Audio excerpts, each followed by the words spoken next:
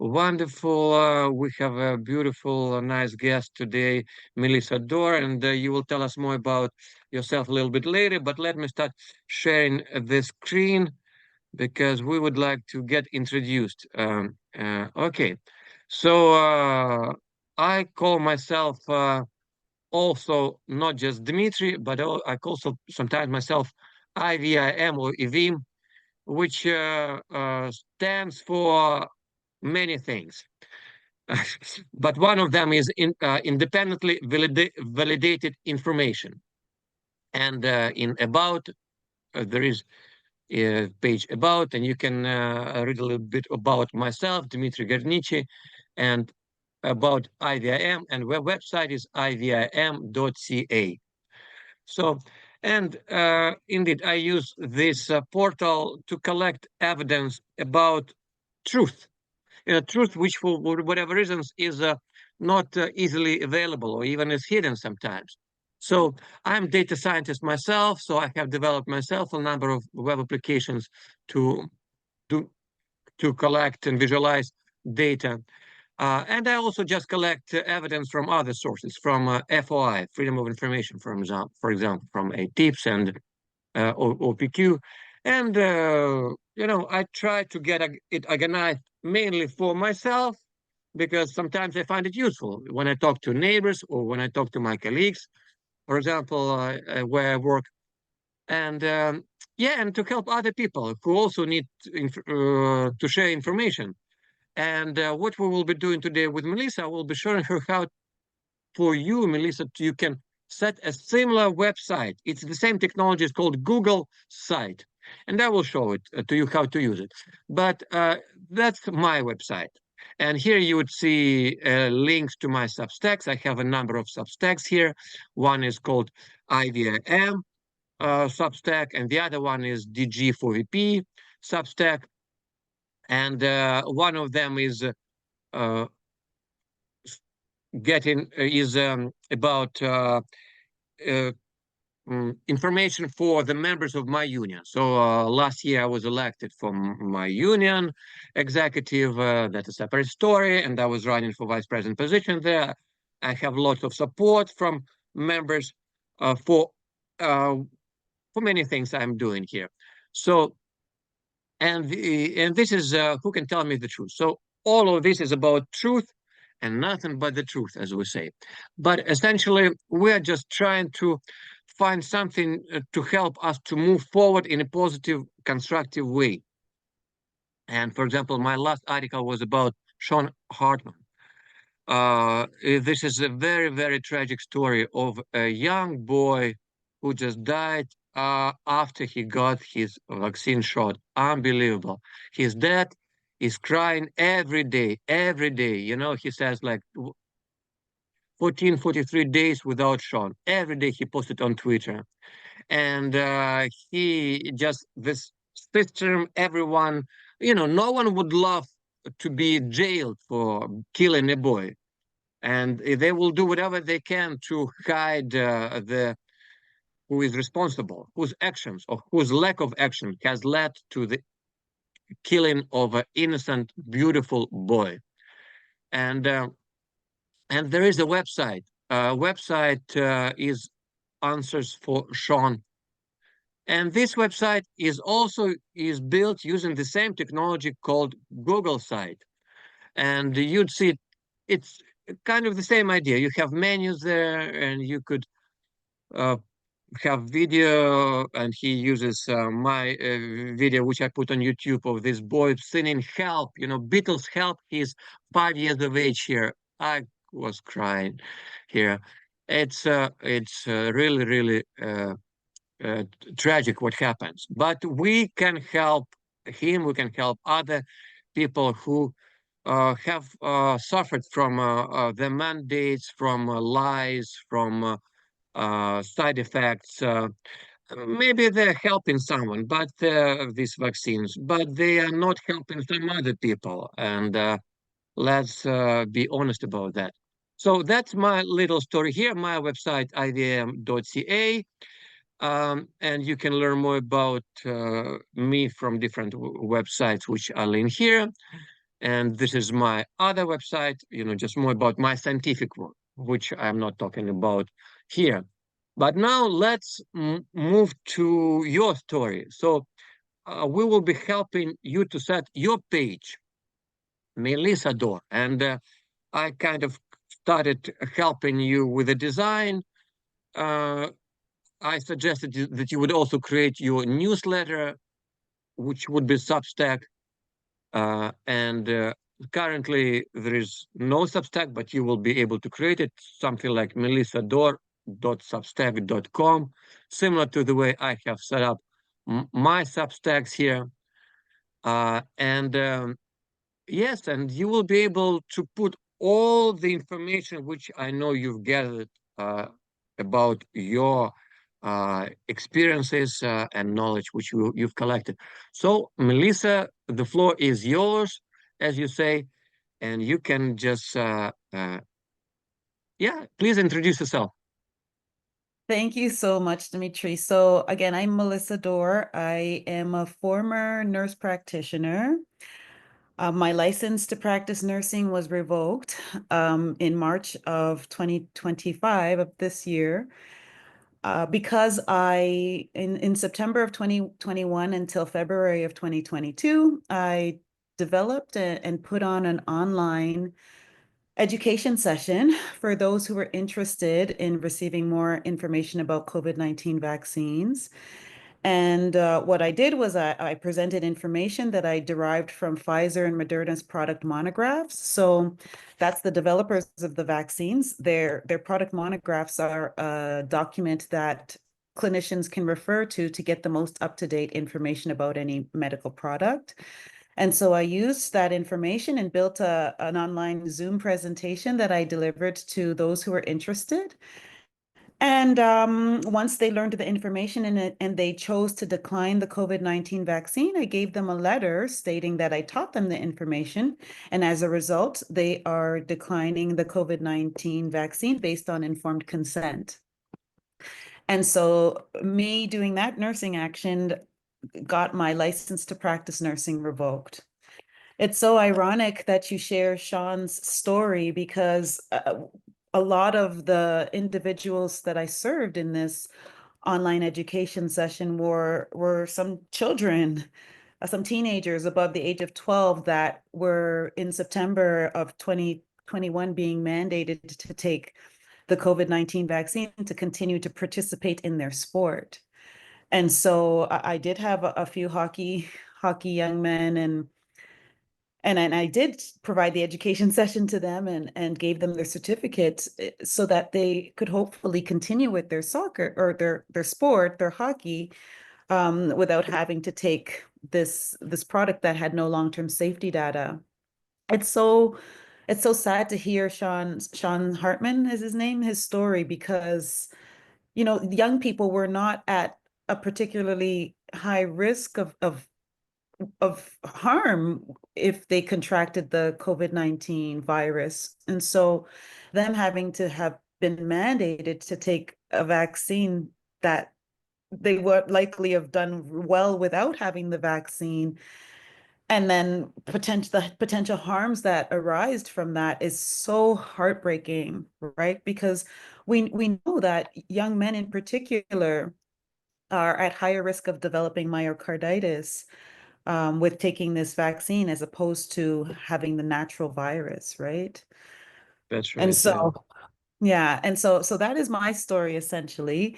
There's so many different layers to my story, and I'm not taking this revocation of my license like lying down. I'm definitely fighting and advocating for myself. I'm self-represented in my appeal of that decision to revoke my license, and will be going before 3 provincial justices and presenting evidence, and let's see if they as well believe that me providing education to those interested in a certificate to prove that education had taken place is considered professional misconduct, worthy of a penalty of revoking my license to earn a living, which took me over 9 years to earn, right? It's been a very challenging journey. I haven't been able to earn since February of 2022, and as a result, I've lost everything that I've accumulated materially. But I have no regrets because I firmly believe that I did the right thing, upholding medical ethics that seemed to go by the wayside during that period. And I have the Nuremberg Code.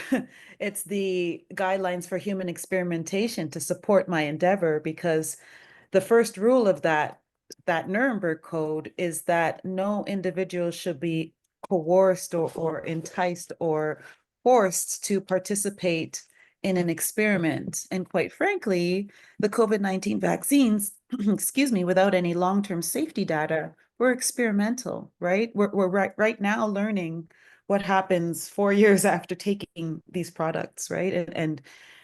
And so that is my story. And I'm so grateful to you for developing the website so that I can post all of the information that I've gathered and my experience on, so that people can reference it if interested, right?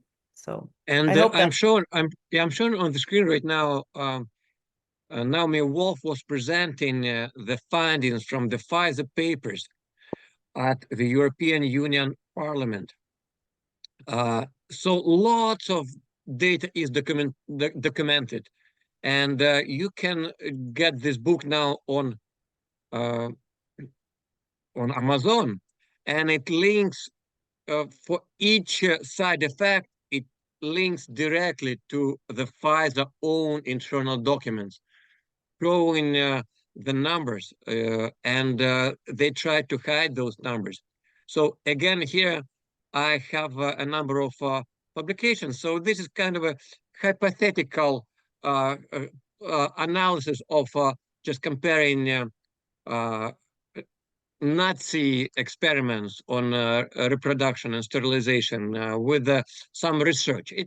I'm not saying there is Pfizer is doing that. I'm just providing uh, some interesting parallels because indeed, when you hear that they put a lot of effort in the research in reproduction, on the how their products, how the mRNA products affect reproduction, you just wonder why is such a strong desire from Pfizer on reproduction harms by their product. And again, there are a couple of articles which are posted here, and it's part of the evidence which I put on my website. It's all right there. These are quotes. These are quotes from the Pfizer papers, reproductive harms, for example, and miscarriages and so on.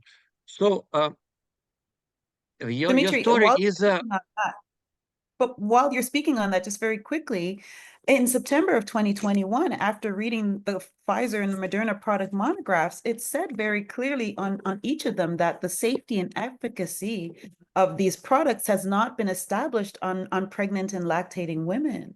So it was I couldn't understand how the Society of Obstetricians and Gynecologists of Canada were saying that this product was safe and effective for pregnant women when the developers of these products did not declare that in their product monographs, right? So it was a yeah. very difficult time for me. And a lot of clinicians read the product monographs because at the bedside they were intentionally left blank, but online you were able to retrieve them.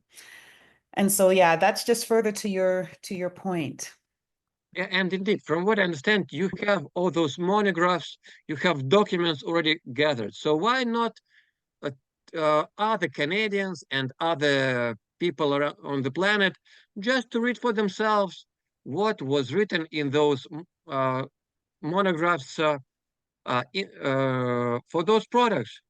And it's not about politicians, it's not about even medical doctors to tell you what to do. If you can read it yourself from the source, you can read from the source what is known about those products.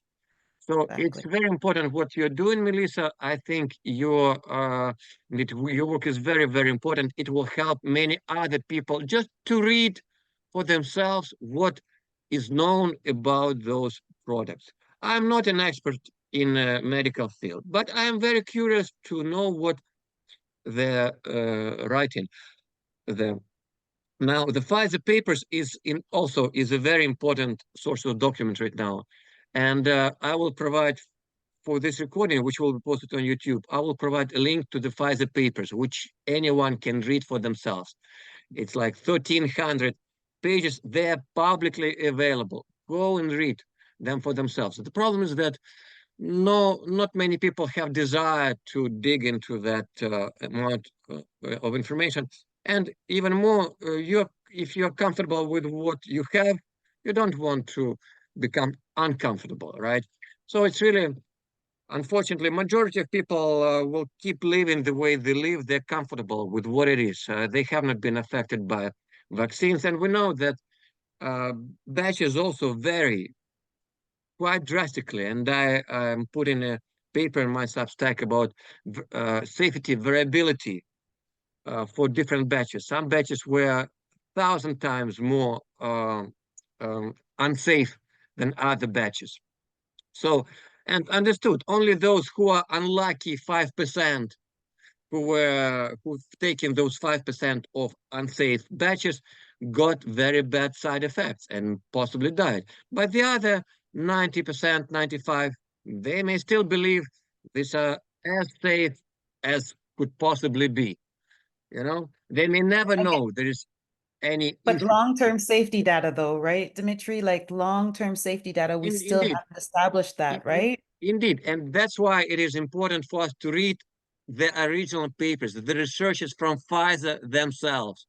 And the Pfizer paper talks a lot about research on reproductive harms of those vaccines, and not only reproductive, about cardio, like cancer-related things.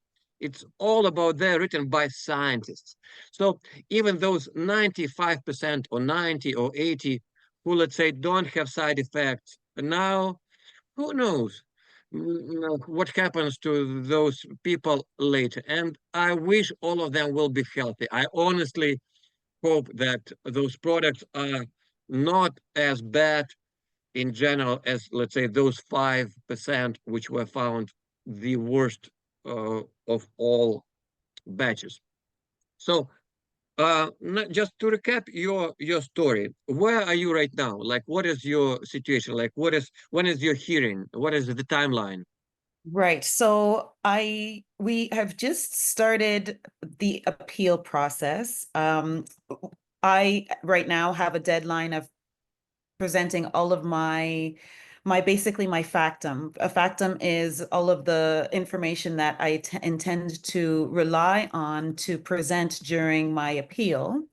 And so I have a deadline of presenting that to the defendant. So now in the appeal, I am on the offense and the College of Nurses of Ontario is on the defense.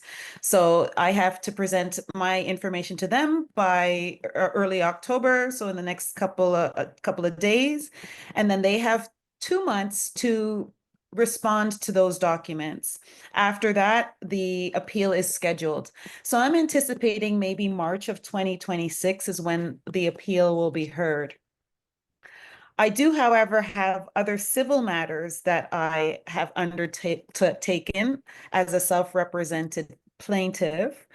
I was a member of the Registered Nurses Association of Ontario, which is a professional organization. And the reason why I was a member of that organization and a main feature of membership was that in the event that the College of Nurses would investigate a nurse's practice, they would be entitled to a lawyer to help defend those allegations. And so, and long story short, the Registered Nurses Association of Ontario withheld a lawyer from me until the very last couple of days of my hearing. Then they approved a lawyer for me when I didn't need the lawyer anymore to defend these allegations of professional misconduct. And it's also important to note that it was after I filed a civil suit against them that they did grant me the lawyer.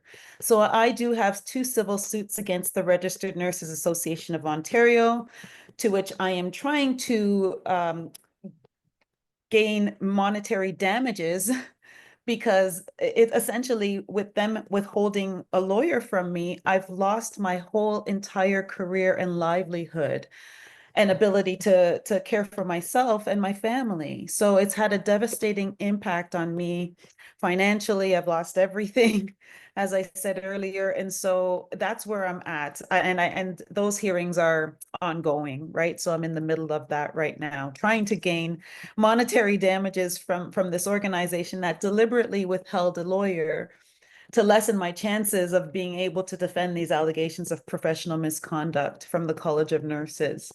So it was Yeah, we quite def clear yeah. that they worked symbiotically and simultaneously and together to try to make my life very difficult. Yeah, So to make it harder for you to defend yourself. Indeed, indeed. And we will include any links you would like to wish, if people would like to donate something or just to learn more about your story. So again, you will be able to put all of that on your website. And I will, of course, publicize it in my newsletters and on YouTube. So maybe we can now proceed to the practical training on how to build the website. So I thank will you. actually, at this point, I will stop the recording and we can just discuss the technical things. Just, I'm really curious, I may include it in the recording or not, up to you. Like, how do you live? Like, how big is your family? Like, Yeah, so I'm a single mom. My marriage ended in 2018, so I'm a single mother. I have three children. They are, my eldest is on her own and older, but the younger two, so I was still responsible for caring for. I had to, my ex-husband had to take over taking care of my middle child, and my youngest child elected to stay with me. And so we were essentially homeless since April of 2024. It's by the grace of God, and a very kind former patient actually took us in and allowed us to live with them. And so it's been just angels coming forth, just helping, that I've been able to survive. I have no, it, all of this fighting legally takes a lot of my time. And the one skill that I spent a lot of time developing and educating myself and is nursing. I've been crippled and not able to earn that way. So it's been really challenging, Dimitri. I hope that it, answers your question. indeed, it's heartbreaking. It's just how they dedicated, skillful professional who could be helping other people, and of course, who's just a good person, never committed any crimes, no bad intentions, no bad things done ever, and they're doing this to you and your family. This is heartbreaking. We of course we talk about Sean Hartman, but like your story is the other type of story, like what they've done to good people, like just good people. And this is why, like, really, myself, if I could help anyway, I will do whatever I can. And I'm sure many other Canadians and Americans and the people in other countries. So good luck with all your efforts. We will support you. Is there anything else you would like to add? Like what keeps you, what keeps you strong? Like what is your this energy which propels you forward? Dimitri, I will say it's nothing but our creator, God. Like, I would not be here if I did not have that support from God. And I can testify to the repeated miracles that I've experienced in this. And I will say that it was God's consultation that encouraged me to offer this education session to allow people to gain more information about the COVID-19 vaccines so that they could actually decline with informed consent. So my inspiration for everything is God. And quite honestly, I've adopted practices to keep sane in all of this, and the practices that I've started is meditation. I started that in June of 2020, and I started in October of 2020 a daily, an hour at least in the nature environment. And I exercise regularly and I try to eat clean. And I feel like those four things that I really dedicate myself to doing every day have really helped me get through all of this craziness. Yeah, So yeah, that's indeed, it's very, very inspiring. Again, Melissa, you're a very inspiring person for many people, and I found that many people who, um, who went through these challenges, they really are first. They're very good people. They showed how good they are because when there was a decision to make, they've chosen what they believe is right, and I think you might have actually saved lives yeah, for some people. We just talked about one boy, but who knows? Maybe those bad batches were somewhere exactly in the area where you were practicing. Who knows? So really, and you never know. You never know. Maybe that's was the step for all of us to move forward, and the same for me and other people. So thank you again very much. We'll switch now to the I training. before we end, I wanted to thank you. I wanted to really thank you for what you're doing because I feel like each one of us have a different skill set. And if we bring what we're strong with, uh, our skills together, we can accomplish anything. And I'm very grateful for what you're doing because you certainly are helping a lot of people too. So thank you for having me on this platform. Thank you for helping me develop my website, and thank you for everything that you're doing for all of us that And have had and challenges and need of a place to speak or a place to have our voices heard. So thank you. that's right. And you know what I found? That by doing these good things, you are giving energy to me as many other people. It really it fills my life with a good meaning, with a good sense. And I'm grateful to people like you and many other people for for bringing value to my life too.